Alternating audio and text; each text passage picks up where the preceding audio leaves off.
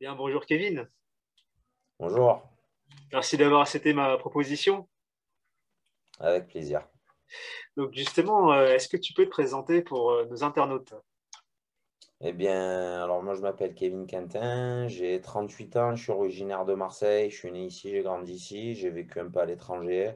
Je suis toujours revenu ici parce qu'on est quand même bien, on va pas se plaindre, on a une bonne qualité de vie. Après moi voilà, je suis rider professionnel en roller, ça fait plus de 30 ans que je pratique le roller, ça fait plus de 20 ans que je vis du roller. Voilà, sous différentes formes. On va dire dans un premier temps, il y a eu quand même la partie athlète professionnel, donc des compétitions dans différentes disciplines, notamment à la base le ball, la rampe, tout ce qui est un peu roller freestyle. Euh, Après, je me suis professionnalisé aussi dans l'enseignement, dans l'encadrement du roller. En 2005, j'ai passé un brevet d'état d'éducateur sportif spécialisé dans le roller. J'avais déjà monté ma première école de roller en 2004. Et par la suite, ben, j'ai continué, bon, voilà, entre compétition, démonstration, enseignement, création de mon école de roller, développement, euh, consolider un vrai réseau aussi. Voilà, parce que bon, on sait que nous, on est quand même dans des sports où on prend beaucoup de risques. On n'est pas à la merci des blessures, et des blessures, j'en ai eu quand même beaucoup. Donc, il faut quand même toujours penser à ses arrières, hein, quels qu'ils soient, hein, que ce soit des études très poussées ou des études en tout cas qui puissent nous permettre d'avoir des diplômes qui vont asseoir certaines compétences pour pouvoir vivre de notre propre passion. Donc voilà, moi par la suite, après, j'ai continué à enseigner, et notamment beaucoup au public en difficulté. C'est avec ces publics-là, en tout cas, avec lesquels je m'éclate le plus en tant qu'enseignant. Donc par la suite, j'ai naturellement passé un diplôme d'éducateur spécialisé aussi, donc pour venir asseoir ces compétences-là à nouveau et pour les mettre au service de la relation envers les autres et pour pouvoir aussi voilà, travailler autour d'outils qu'on pourrait développer collectivement avec ces publics-là. Voilà, donc après tout ça, ça a été dans la continuité de mon parcours. Donc mon parcours, à savoir que voilà, dans le roller, là, de manière, je vais parler plutôt de ma casquette athlète, où j'ai fait beaucoup de compétitions en halfpipe, en junior. Après, j'ai commencé à faire beaucoup de compétitions en ball, j'ai toujours fait du ball. Voilà, donc j'ai eu pas mal de titres en rampe, en ball, nationaux, internationaux. Je me suis mis aussi, on a pratiqué avec des copains un sport qu'on pensait avoir inventé, en fait, qui existait déjà, où il y avait déjà pas mal de compétitions, qui s'appelle le roller soccer. C'est la pratique du foot en roller. Ouais, j'ai Donc entendu voilà, parler. voilà. Donc un bon Marseillais qui se respecte. Nous, le foot, c'est fait quand même partie de notre patrimoine culturel, hein. Même si moi, j'ai jamais joué au foot dans un club, mais bon, j'ai toujours joué en bas de chez moi ou avec les copains à l'école. Voilà, c'était quelque chose d'un peu incontournable en dehors de ma passion qui est le roller. Donc, on s'est rendu compte qu'il y avait ce sport qui existait, on a pratiqué, on a perforé, on a excellé, on a gagné pas mal de titres aussi. Voilà. Notamment pas mal de titres de champion du monde.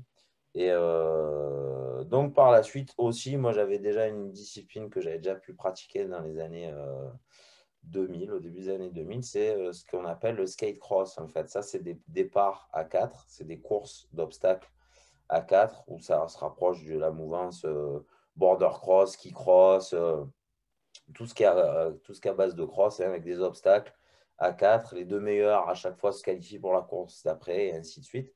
Donc là où j'ai été champion du monde en 2019, pardon, excusez-moi, en 2011 et en 2014.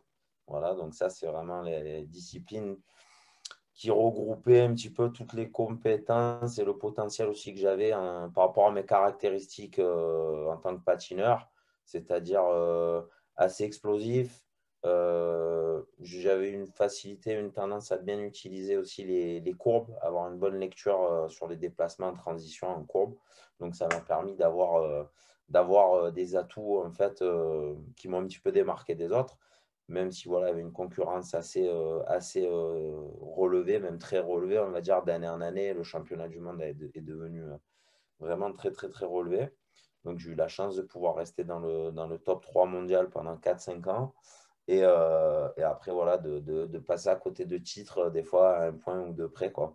Donc, voilà, ça fait partie du sport. C'est là où on apprend quand même beaucoup sur nous-mêmes, sur notre façon de se surpasser, de s'engager dans la vie aussi, par rapport à plein de causes qui peuvent nous toucher de près ou de loin.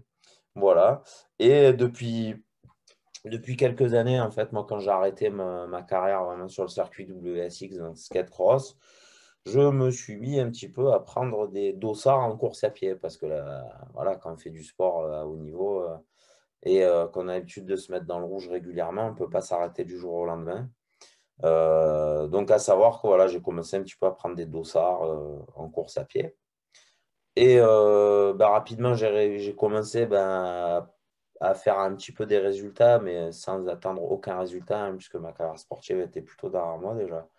Et contre toute attente, ça m'a fait rebondir à nouveau dans le milieu du roller, sur tout ce qui était longue distance. Donc, c'est-à-dire que ça fait pas mal d'années que je tente de participer aux 24 heures du Mans en roller.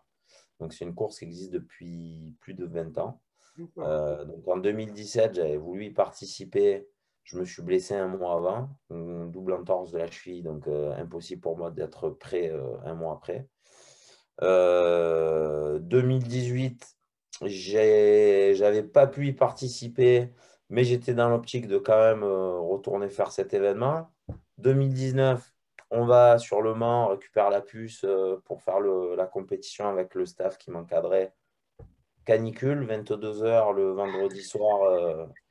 Voilà, la préfecture a arrêté tous les événements sur Le Mans parce ils attendaient des chaleurs vraiment très, très, très importantes. Et sur le tarmac de la piste du Mans, moi, j'étais inscrit dans la catégorie solo, Ok. à savoir que j'avais 24 heures pour faire un maximum de tours. Donc là, on était sur des températures avoisinant les 55 degrés sur le béton, Oui, quoi, hein. en effet. Donc là, pour des raisons sanitaires, la préfecture a pris toutes les mesures nécessaires pour annuler l'événement. Il y avait quand même une grosse frustration de notre part.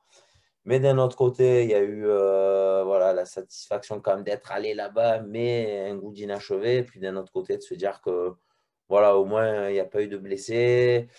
Il y avait pas forcément tous les athlètes qui étaient présents là-bas, parce que c'est ouvert au grand public aussi. Donc, il y a une partie des athlètes qui sont là-bas qui sont préparés et une autre partie des gens voilà, qui sont des patineurs du dimanche aussi. Donc, c'est une grande fête du roller aussi.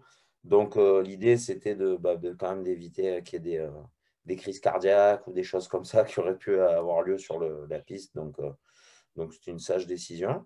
Et puis après, voilà, 2020, le Covid. 2021, voilà, vu que c'est une grosse organisation et qu'ils ne savaient pas trop où ça allait au niveau sanitaire, ça a été encore reporté à 2022. Donc voilà, 2022, j'ai encore cet objectif de pouvoir découvrir cette mythique course, à savoir les 24 heures du Mans roller. Voilà, voilà. Donc, en tout cas, ouais, tu m'as bien résumé ton parcours, ton engagement aussi, qui est assez intéressant. Moi, ce que j'aime beaucoup, c'est vraiment le côté, bah, la passion, quoi, du départ. Qu'est-ce que, pour toi, le roller, la glisse que te procure comme sensation? Ben alors, c'est assez unique, hein, parce que je dirais que vu qu'on est tous différents face à la même chose, moi, personnellement, c'est une sensation, bon, c'est vrai que souvent, c'est un peu la sensation commune qu'on a tous, c'est la liberté déjà, de pouvoir mettre ses rollers, d'aller où on veut, quand on veut. Il y a le côté aussi, moi, qui me fascine aussi avec le roller, j'ai l'impression, moi, quand je les mets, que j'ai une extension de mon corps qui pousse. C'est comment dire, voilà, je suis plus à l'aise au roller au pied qu'à pied au final, quoi. J'ai passé tellement d'heures et je passe encore aujourd'hui à peu près, rien que sur l'enseignement, hein, avec l'école de roller, sur le terrain, je passe à peu près entre 15 et 18 heures par semaine roller au pied. Oui, Et sans compter les heures de pratique personnelle que j'ai pour m'entraîner ou pour aller rouler avec les copains ou pour tout simplement avoir mes rollers au pied et passer un bon moment. Donc, ouais, j'ai peut-être mes rollers à peu près encore entre 25 et 30 heures par semaine. Donc, ce qui est quand même pas rien. Mais il y a cette liberté, il y a le fait de pouvoir se déplacer, de pouvoir l'utiliser comme un moyen de transport, de pouvoir l'utiliser aussi comme un moyen de se surpasser, de se mettre dans la zone rouge.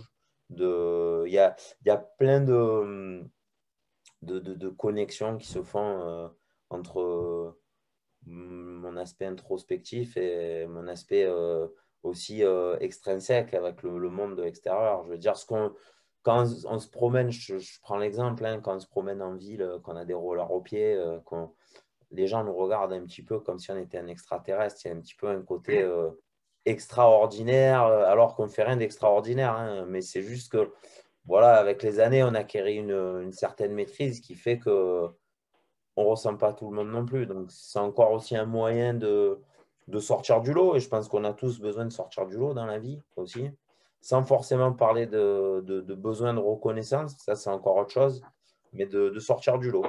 Voilà, de pouvoir avoir des regards bienveillants ou pas des fois, hein, parce que des fois, les gens nous prennent complètement pour des tarés ou des personnes incomprises.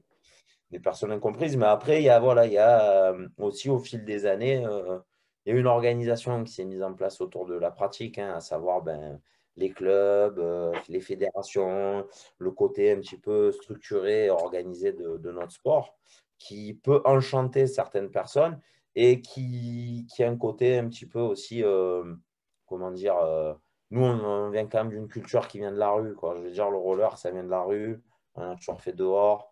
On a un côté, ça peut être pratiqué de manière collective. Il y a plein d'activités de sport collectif en roller ou des pratiques individuelles, un peu plus comme j'ai pu pratiquer de manière générale, à part le roller soccer où c'était vraiment un sport d'équipe.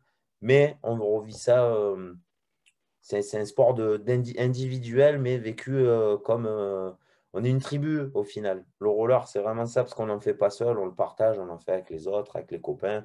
On est un collectif, toujours, même si on est sur de la pratique individuelle il y a quand même il y a quand même un côté tribu, ouais, carrément, carrément, un côté appartenance à un groupe, appartenance à, voilà. Donc c'est vrai que c'est marrant parce que selon les pays, selon les villes, selon les endroits, voilà, j'ai eu la chance et je continue encore à beaucoup voyager grâce au roller, où on voit qu'il y a vraiment d'autres courants de pensée, d'autres manières de le pratiquer, d'autres écoles, hein, tout simplement. On peut vraiment parler d'écoles comme dans beaucoup de sports ou comme dans d'autres arts, notamment dans les arts martiaux, on parle d'école. Et je trouve que dans le roller, on se rapproche presque plus de cette culture-là à parler d'école parce on est dans un mode de vie, quoi. Le roller, ça ne s'arrête pas au moment où on les a mis et on les enlève. C'est vraiment, quoi, pour moi, en tout cas, toute ma vie tourne autour de cette passion-là, en fait. Donc, de ma plus jeune enfance à aujourd'hui, ça fait partie intégrante de ma vie. Mes amis, les gens qui sont autour de moi, mon travail, tout tourne autour de cette pratique-là, de cette passion. Donc, il y a eu plein de ramifications autour de moi, si vous voulez, mais ça a permis à la personne que je suis d'être la personne que je suis aussi. C'est-à-dire être ouvert sur le monde, être à l'écoute des autres, de dégager une certaine sensibilité aussi par rapport à certaines causes. Et tout ça, ça vient du fait quand même d'avoir une certaine liberté, voilà, de ne pas avoir été formaté non plus à le roller ou la vie, c'est comme ci, comme ça, non, justement, de dire, voilà, avec cette énergie que m'a donné le roller, j'ai pu me construire aussi en tant qu'homme, en tant qu'être humain, en tant que père aussi, aujourd'hui, parce que j'ai quand même 3 enfants et c'est pas rien aujourd'hui d'avoir cette responsabilité-là. Mais voilà, il y a toujours ces moments que j'ai pu vivre et que je continue à vivre où il y a eu de la bienveillance, où il y a eu des mots, des moments clés, des moments, une phrase, un mot, un instant, paf, où d'un coup la vie elle peut changer, où on peut prendre une autre orientation que j'ai gardée et qui me donne envie de le transmettre, ça, en fait, tout simplement. Franchement, tu as même répondu à mes prochaines questions. Et franchement, j'aime beaucoup ce processus où on s'intéresse à quelque chose. Et puis ce quelque chose-là, bah, ensuite, déjà, d'abord se connaître soi. Tu l'as très bien expliqué tout à l'heure. Je pense en contact avec la matière, et que ce soit du roller ou même un autre domaine. C'est ça qui est intéressant, c'est apprendre à se connaître en fait, face à ça, face aux éléments, et qu'ensuite tu le partages, et que ensuite ça va encore même encore plus loin, quoi. Ça dépasse même le cadre même du roller. Tu vas au même au-delà, quoi. dans l'humain, quoi, quasiment, et même dans le vivant, quoi. Et je trouve ça, ce processus assez pas magique, quoi, mais c'est vrai que ça demande une profonde aussi honnêteté envers soi-même.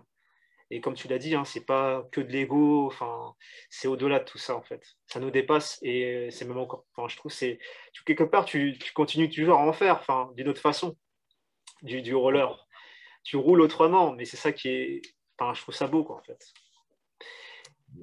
En tout cas dans ce que tu dis, c'est vrai qu'il y a plusieurs, Tu vois, plusieurs orientations. Mais c'est vrai que dans le temps, il y a aussi la question qui m'anime toujours, c'est comment se réinventer au quotidien. Hmm. Et je pense que vu que voilà, j'ai la chance d'avoir pu m'accrocher et en tout cas rester connecté à une passion de manière très intense, de pouvoir autour de cette passion, en tout cas, continuer à connecter les gens, continuer à voir des gens, continuer à ouvrir en tout cas un espace d'échange avec des personnes différentes régulièrement et de pouvoir se réinventer. Quand je parle de se réinventer, c'est par exemple je vois voilà, le roller, c'est vrai que j'ai pu pratiquer le roller dans la rampe, c'était plutôt les figures. Dans le ball, c'était les figures, mais avec l'utilisation de l'espace, avec de la créativité beaucoup.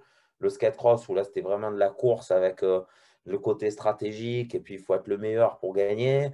Euh, le roller soccer de manière collective, alors là, on était déjà dans une mouvance hybride, c'est-à-dire le mélange de deux sports, où là, on est encore dans le on se réinvente et puis on le partage.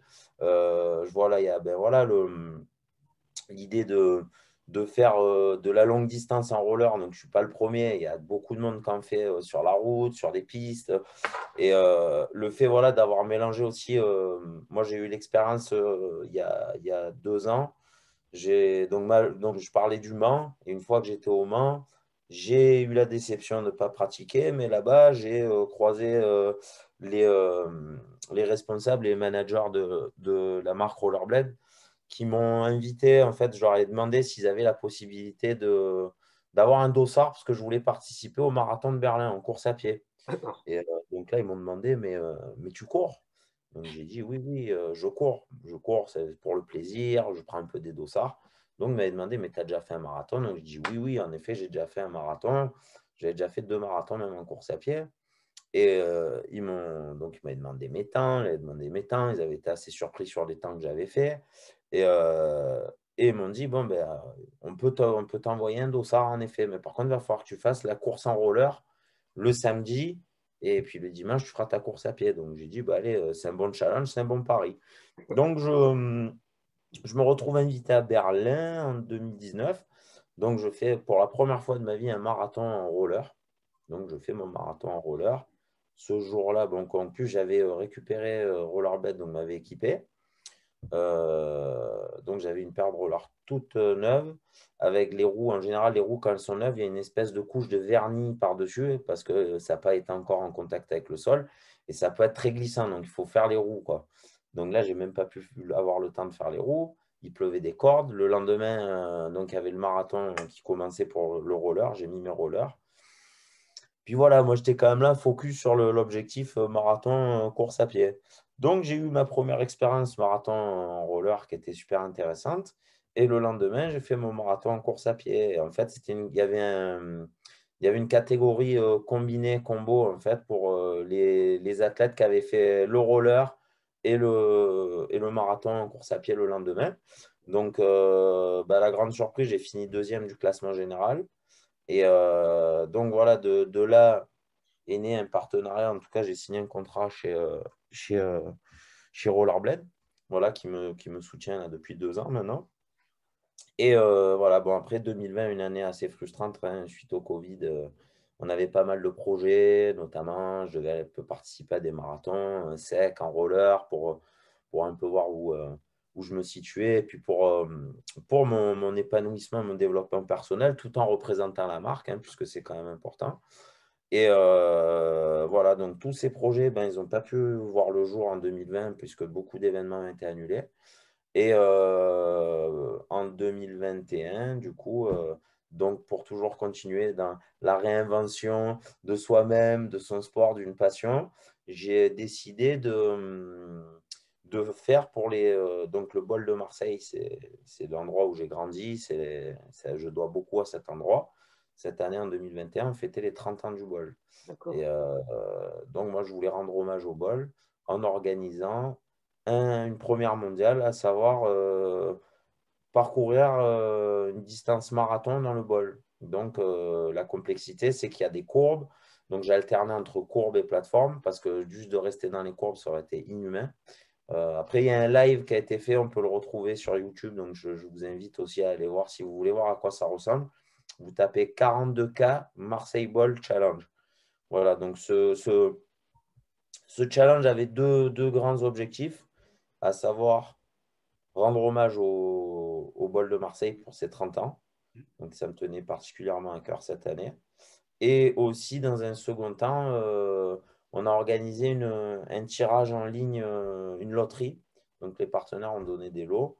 Et l'intégralité des tickets de loterie qu'on a pu avoir ont été reversés au MC Swim Challenge. En fait, c'est une course caritative aussi de nage pour récolter des dons pour les enfants atteints de cancer, en fait. Et Ouais. donc voilà, moi, ça fait plusieurs années que je suis ambassadeur du MC Swim Challenge. Et je voulais aussi, au travers du 42K Marseille Ball Challenge, récupérer des dons, récolter des dons, afin de pouvoir soutenir cette cause-là. Et quand soutenir, c'est pas dire donner de l'argent. Soutenir, c'est OK, on va développer des cagnottes, on va aller chercher des fonds, mais ces fonds-là, ils vont être reversés aux associations qui s'occupent des enfants au quotidien, et notamment sur Marseille, à l'hôpital de la Timone, où des salles sont réaménagées, où on va remettre de la vie, où on va pouvoir avoir des jeux, on va pouvoir aider les parents qui viennent pas forcément de Marseille, mais dont leurs enfants sont pris en charge à l'hôpital de la Timone à Marseille. Donc, il faut réorganiser sa vie. Quand on a un enfant qui est atteint d'un cancer et qui reste très longtemps hospitalisé, ben, c'est au bout d'un moment se reloger, avoir une chambre pour pouvoir être à côté de son enfant au quotidien. Il y a tout un tas de choses, un tas de frais aussi annexes qui engendrent des longues hospitalisations comme ça.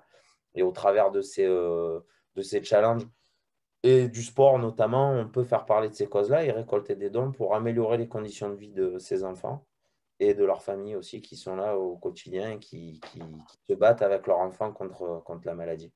Donc voilà, ça c'était aussi un des grands, on va dire, combats aussi qu'on a mené, une des forces aussi qui m'a poussé à faire ce challenge et cette première mondiale, à savoir faire 42 km dans le bol de Marseille.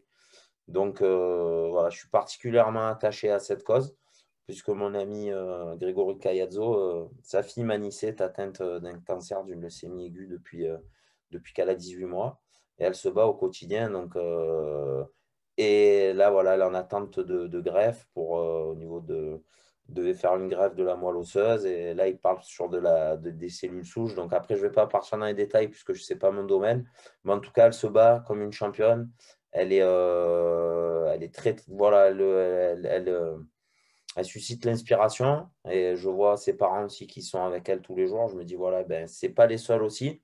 Mais moi, en tout cas, Manissé, elle m'a permis d'ouvrir les yeux sur ces combats-là, quoi. Et c'est vraiment, je pense qu'on peut tous faire un petit peu tous les jours, donner de temps en temps.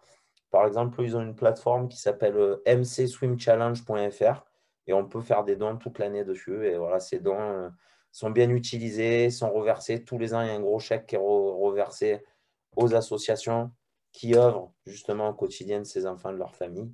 Voilà, donc j'invite tout le monde à pouvoir de temps en temps aller voir ce qui se passe, faire un don, on fait ce qu'on peut comme on peut. Mais en tout cas, ça contribue à améliorer vraiment les conditions de vie de ces enfants. Donc voilà, moi,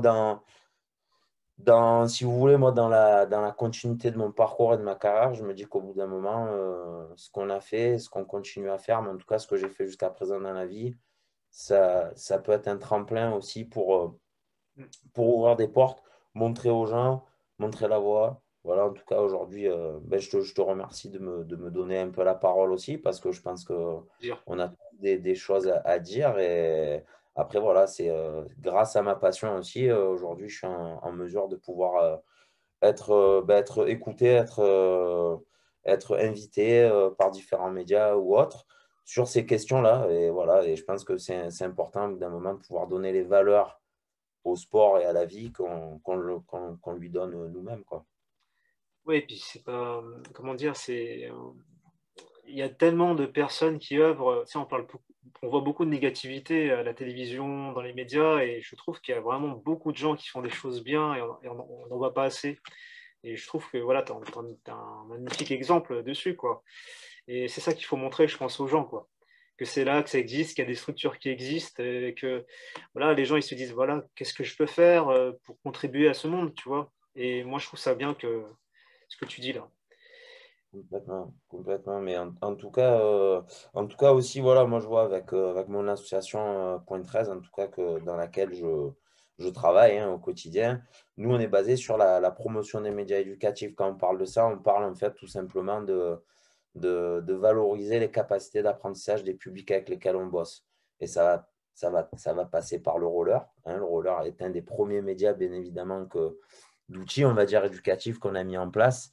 Et on en a d'autres après, comme le yoga, la gym douce, les sports hybrides, les sports co, la boxe éducative. Voilà, il y a toute une équipe d'intervenants qui travaillent dans l'association, de bénévoles aussi, parce qu'il ne faut pas oublier que l'associatif, c'est aussi du bénévolat. C'est-à-dire, on n'est pas tous obligés d'être salariés pour être dans une association. On peut tous donner un peu de son temps aussi sur des temps spécifiques ou autres. Mais voilà, et de participer, d'exister dans un collectif aussi, c'est super important aujourd'hui. Et c'est un des messages qu'on fait passer aussi aux jeunes aujourd'hui. C'est-à-dire qu'on a tous des moments dans notre vie où on se cherche, où on a besoin d'exister, on a besoin de concentrer nos forces et nos énergies sur un objectif précis. Et c'est vrai que voilà, des fois, ben, ouais, il faut regarder autour de soi. Des fois, on a des associations sur nos territoires qui peuvent regrouper, en tout cas, qui peuvent avoir les valeurs qui correspondent aux valeurs à laquelle qu'on donne à la vie et au sens qu'on lui donne. Donc, c'est vrai que nous, voilà, avec Point 13, on est vraiment basé sur ça, quoi. On travaille vraiment autour voilà, de sortir de la spirale négative dans laquelle on peut être par moment. Et la spirale de l'échec, souvent on en parle, puisque dès le plus jeune âge, on peut être confronté à ça, déjà au niveau scolaire, tout simplement. Au niveau scolaire, au niveau familial, si on grandit et qu'on nous a toujours dit ce que tu fais, c'est pas bien, ce que tu fais, c'est pas bien, ou à l'école, qu'on nous dise quoi qu'il en soit, moi, ce que je veux dire, c'est des discours que j'ai pu entendre de certains profs. Après, je dis pas tous les profs sont comme ça, attention, je fais pas une généralité, mais j'ai eu des discours qui ont été à double tranchant, c'est-à-dire, euh, moi, de toute façon, si tu comprends, si tu comprends pas, je serai payé j'aurai mon salaire à la fin du mois. C'est des discours que j'ai entendus dans l'éducation nationale en tant qu'élève, hein. Et, en tout cas, moi, ça m'a donné de la force pour croire vraiment à mes projets, et plutôt que de devoir me conformer à un fonctionnement classique et de me dire, ben, il faut qu'on soit tous les mêmes. Non, je pense que le fait d'être tous différents, c'est une vraie richesse et c'est très, très, très important pour justement contribuer à faire évoluer notre monde. Voilà, moi, je ne dis pas je vais changer la planète, je vais sauver les gens. Je dis en tout cas, ce que je fais au quotidien, si j'essaye ou si j'ai cette idée, bien évidemment, j'ai toujours eu cette idée-là de pouvoir contribuer à un monde meilleur. Mais contribuer à un monde meilleur, ça veut dire commencer à faire attention à ce qui se passe autour de nous. Pas autour de nous de manière très large, mais sur un spectre déjà plus fin. Le voisin, la voisine, les gens qui nous entourent, les amis, la famille, tout ça. Si on commence par ça, déjà, voilà, je pense qu'on rend déjà notre propre monde meilleur. Voilà. Et après, ça tient qu'à chacun, quoi, hein. Voilà, donc, on a tous ce pouvoir-là, on a tous cette capacité-là, quoi. Ouais, j'aime beaucoup ton discours. Alors, j'ai deux questions à te poser, un peu compliquées. À travers toutes tes rencontres, qu'est-ce que tu as appris sur l'être humain? Et la deuxième chose, est-ce que tu as un message pour celles et ceux qui veulent aller au bout de leurs rêves? Alors, très intéressant hein, comme question. Non, moi, ce que j'ai appris sur l'être humain jusqu'à présent, c'est que l'être humain, il y a toujours la question qui réside, hein, est-ce que l'être humain est fondamentalement bon ou fondamentalement mauvais? Hein, donc, c'est toujours quelque chose c'est un peu les deux questions qui sont tout le temps au fond de moi, hein. Après, je sais que voilà, des rencontres que j'ai pu faire en m'appuyant sur ta question, j'ai rencontré des humains fondamentalement très bons, très purs, avec des valeurs, avec des envies, avec de l'amour, surtout beaucoup d'amour. Donc l'amour de la vie, l'amour de l'être, l'amour de ce qui se passe autour de nous, des êtres vivants, des plantes, de tout, tout ce qui nous entoure, qui m'ont donné énormément d'énergie et qui m'ont poussé vers la vie en général, hein, avec un grand V, je dirais. Et puis j'ai rencontré d'autres personnes beaucoup, beaucoup moins intéressantes, ou en tout cas sur lesquelles je n'ai même pas envie de m'attarder, parce que c'est des gens pour moi qui n'avaient aucun intérêt pour la vie. Après, je pense que c'est des gens qui avaient besoin peut-être de se retrouver eux-mêmes, donc qui étaient des personnes sans doute en souffrance. Je pense que les êtres vivants, quand ils sont mauvais, c'est qu'ils sont en souffrance. Donc, je ne peux pas dire non plus qu'on est tous mauvais. Mais il y a des gens qui vont vraiment mal. Et du fait qu'ils aillent très mal, ils ont besoin que les gens autour d'eux aient mal. Donc après, sur la question de, pour comprendre l'autre, il y a toujours l'idée d'aller dans le monde de l'autre. Et moi, je sais que quand j'ai l'énergie et l'envie d'aller dans le monde de l'autre, je peux y aller. Pour justement aller dedans, comprendre la personne plutôt de l'intérieur dans son monde, et pour pouvoir éventuellement lui tendre la main pour lui dire, ben, viens visiter mon monde aussi. Mm. Et je pense que ça, c'est important d'arriver à le faire. C'est pas donné à tout le monde, mais c'est ce qui nous permet aussi au bout d'un moment de mettre deux pas de recul et d'éviter de vivre dans un monde plein de haine et de colère, parce que ça, c'est à la portée de tout le monde. C'est-à-dire, comme tu disais plus tôt, oui, à la télé aujourd'hui, dans les médias, on nous montre quand même pas mal de choses plutôt très négatives, hein, qui poussent les gens à être mauvais les uns vers les autres, hein, de continuer à cultiver une frontière entre les différences, en fait, tout simplement, des êtres humains. Donc moi, oui, c'est vrai que ça, dans la vie, j'ai rencontré des bonnes personnes et des moins bonnes personnes. Et je parlerais plutôt de personnes en souffrance plus que de gens fondamentalement mauvaises au final, quoi. Ça rejoint ce Mais, qu'un un des intervenants que j'avais aussi interviewé qui disait ce qu'on ne connaît pas nous fait peur, hum, souvent. Et c'est vrai que la connaissance, si on n'a pas la connaissance, si on n'est pas dans ça, bah, ça nous fait peur. Et puis on réagit d'une façon, bah, c'est une façon de nous défendre, c'est une façon autodéfense, quoi. Donc tout à fait, tout à chacun fait, réagirait différemment. Fuir, complètement. être agressif, et en fait, c'est le manque de connaissances. Je Il y a, pense. ben, il y a le manque de connaissances et puis il y a aussi, selon, voilà, moi j'ai la chance avec ma compagne, ben, de ne pas regarder la télé, en fait, tout simplement. Hein, voilà, les informations essentielles, on les a. On peut aller chercher sur des médias qui sont plus ou moins pas orientés, pas dirigés, où on va avoir quand même l'information, on l'aura toujours. Hein. Même maintenant, avec les téléphones, les machins, Oui, l'information vient directement. c'est très rapide en fait, c'est très rapide en peu de temps, enfin, c'est du montage en fait, mais c'est vrai qu'on ça laisse pas le temps de pouvoir. On peut nous donner à boire et à manger, mais c'est-à-dire qu'au bout d'un moment, comme tu disais, c'est vrai qu'il y a la méfiance, la peur de l'autre, mais c'est souvent dirigé. C'est-à-dire qu'au bout d'un moment, aujourd'hui, C'est ça. on nous, on nous travaille, quoi. Aujourd'hui, depuis la nuit des temps, je pense qu'en fait, on nous a toujours irrigés les uns vers les autres par rapport au fait qu'on soit complètement différents les uns des autres et de dire, voilà, lui, il est de telle couleur, il fait ça, elle est de telle, ou lui, il est de telle orientation sexuelle, donc il est. Donc on nous martèle ça dans la tête aujourd'hui, qui fait déjà on a un abrutissement de masse par rapport à la propre réflexion qu'on peut avoir sur le monde, et qui fait que, notamment, tu vois, les questions que tu me poses, moi, c'est intéressant parce que ça me fait me remettre en question. C'est bon, je suis quand même quelqu'un qui a tendance à me remettre en question assez régulièrement, mais des fois, on oublie parce que notre quotidien, il nous aspire. Et c'est vrai qu'on a souvent tendance à raisonner par rapport à ce qu'on nous dit et ce qu'on voit autour de nous. Donc on réfléchit même plus par nous-mêmes. C'est ça aujourd'hui le danger. C'est qu'on ne réfléchit plus par nous-mêmes. On nous a dit que, on a entendu que. Donc du coup, là, là, vite, il faut faire attention. Et du coup, on est dans cette peur constante des autres, parce qu'on est dans les représentations sociales qui nous sont données constamment, quoi. Donc c'est vrai on a ce pouvoir, on a tous ce pouvoir, au moins de pouvoir faire attention, regarder autour de nous, s'intéresser aux autres aussi. C'est pas parce que les gens sont différents qu'ils sont pas intéressants, bien au contraire. Et je pense que ça, c'est quelque chose qu'on oublie souvent, quoi. Mm. Oui, puis c'est une façon de dire, si on a du mal, c'est qu'il y a un truc qui cloche en nous, quoi. C'est Exactement. on n'est pas, cohérent. Enfin, il y a des choses qui manquent et c'est ça qui c'est pas l'extérieur, c'est nous, en fait. Si on est bien, Tout on à est fait. bien, je veux dire, on n'a aucun problème de discuter avec quelqu'un de différent. Complètement. Complètement. Et en fait, alors la deuxième question, c'est est-ce que tu as un message pour celles et ceux qui veulent aller au bout de leur rêve? Ah ben complètement, j'ai un message. J'en ai un, je vais dire à tout le monde vraiment concrètement, lâchez pas ce que vous aimez, parce que ce que vous aimez va vous apporter beaucoup dans la vie. C'est-à-dire déjà, premièrement, c'est d'être heureux. Et ça n'a pas de prix.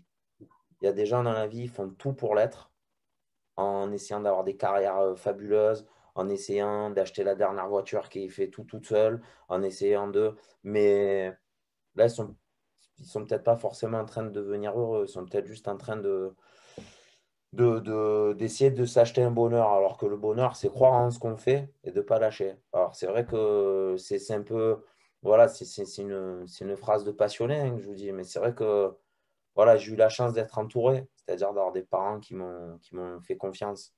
Alors, faites confiance à vos enfants, faites confiance aussi aux gens qui vous entourent. Faites-vous confiance aussi avant tout, parce que si vous ne vous faites pas confiance, vous ne pouvez pas faire confiance aux autres. Si vous ne vous aimez pas, vous ne pouvez pas aimer les autres. Mais en tout cas, voilà, toutes ces choses-là vont vous permettre d'aller loin, loin, loin, loin, en tout cas dans vos entreprises personnelles. Et le fait d'être entouré de personnes positives, ou même vous d'être quelqu'un de positif pour les gens à vos alentours, à votre entourage, je veux dire, vous allez pouvoir être une source aussi débordante pour les gens qui vous entourent comme certaines personnes peuvent l'être pour vous. Et je veux dire que voilà, il faut pas lâcher. Je sais que la vie, elle n'est pas tout le temps facile. Que voilà, moi, je sais, j'ai grandi dans une famille modeste. Voilà, mais j'ai grandi avec de l'amour. J'ai grandi avec de l'amour et avec de la confiance. Et ça, voilà, ça n'a pas de prix. Et en tout cas, voilà, qui que vous soyez, en tout cas, qui ont le temps d'écouter, de prendre le temps d'écouter l'interview jusqu'au bout, c'est vraiment de pouvoir aller au bout de vos démarches, quoi qu'elles soient, et de croire en vous. Même quand les montagnes, elles ont l'air infranchissables, les montagnes, il y a toujours des chemins sur les montagnes. Il y a toujours des rivières aussi qui descendent et des chemins qui montent. Et à chaque fois qu'on arrive en haut d'un truc, hop, on a une meilleure vue aussi. Hein. Il y a vraiment ce côté où on peut voir loin, on peut voir derrière, on peut voir le chemin qu'on a parcouru.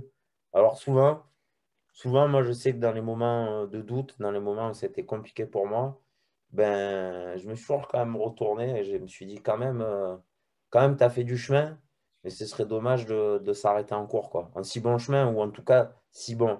Il y a eu le bon, il y a eu le mauvais, mais en tout cas, de faire un peu le point. Les gens que j'ai pu, c'est plus sur les personnes que j'ai eu la chance de rencontrer et sur quoi j'ai pu m'ouvrir qui me permet de dire que j'ai plutôt eu un parcours positif que de me dire ce que j'ai fait en tant que sportif, en tant qu'humain, ce que j'ai laissé ou ce que j'ai fait.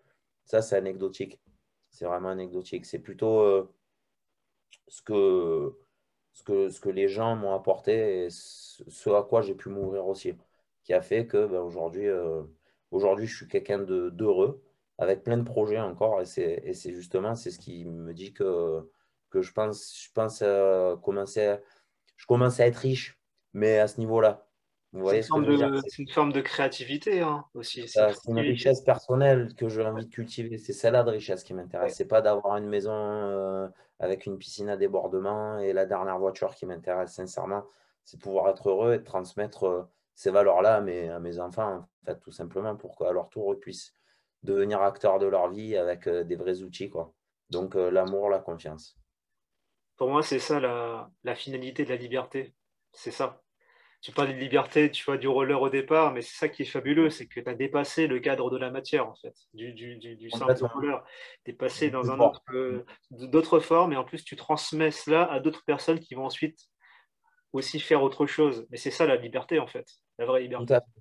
Tout à fait. Ouais, je suis tout Et à ça se fait ressent, d'accord. et ça se ressent, tu vois, c'est pas je suis libre, c'est tu le vis, Mm. tu le sens, et je pense que c'est ça le truc, en fait.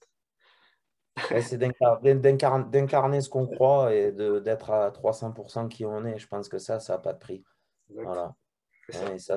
et ça, voilà, c'est des choses qui sont primordiales pour pouvoir, en tout cas, aller sur le chemin d'être heureux. Voilà, Voilà, et je pense que quand on est heureux dans la vie, on n'a pas besoin de beaucoup de choses, quoi, c'est en ça. fait. Matériellement, hein, je parle, hein. Oui, oui, puis Mmh. ça part dans. J'aime bien ce côté inattendu. Tu sais pas qui tu Mmh. vas rencontrer sur ton chemin. C'est Exactement. toute la beauté qui est là, quoi, en fait, aussi. Tout à fait, tout à fait. C'est vrai que c'est super intéressant.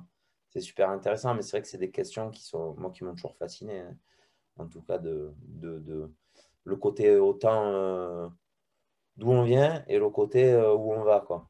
Voilà, Oui, de toujours, au bout d'un moment, se situer dans ces deux temps de notre vie, quoi, hein, et qui seront en tout cas, jusqu'à preuve du contraire, jusqu'à notre dernier souffle, ce sera en tout cas des questions qu'on pourra toujours se poser c'est et ça. qui nous permettront toujours de garder un cap, en tout cas, et quel qu'il soit, hein, puisqu'après, la vie est faite de choix, et c'est Oui, des choix souvent qui nous mènent sur des rencontres fabuleuses et des temps d'échange voilà, qui sont en tout cas hors du temps, où on arrive à mettre pause et à se dire, OK, ben, c'est bien, on prend un peu de temps aussi, et d'être comme là aujourd'hui. Moi, je trouve qu'en tout cas, c'est intéressant de pouvoir avoir un échange.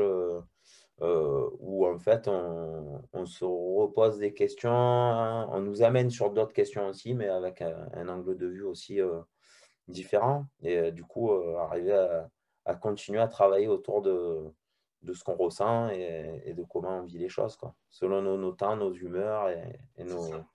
nos sentiments, quoi. Et c'est important. Alors dernière question, tu parlais des personnes, justement, bah, ça, c'est la liste est très longue, j'imagine, mais est-ce que tu aimerais remercier des personnes qui ont fait de toi ce que tu es? Eh ouais, ben alors déjà, oui, je vais remercier ma maman, mon papa qui n'est plus là aujourd'hui depuis un moment, mais voilà, ma sœur, voilà.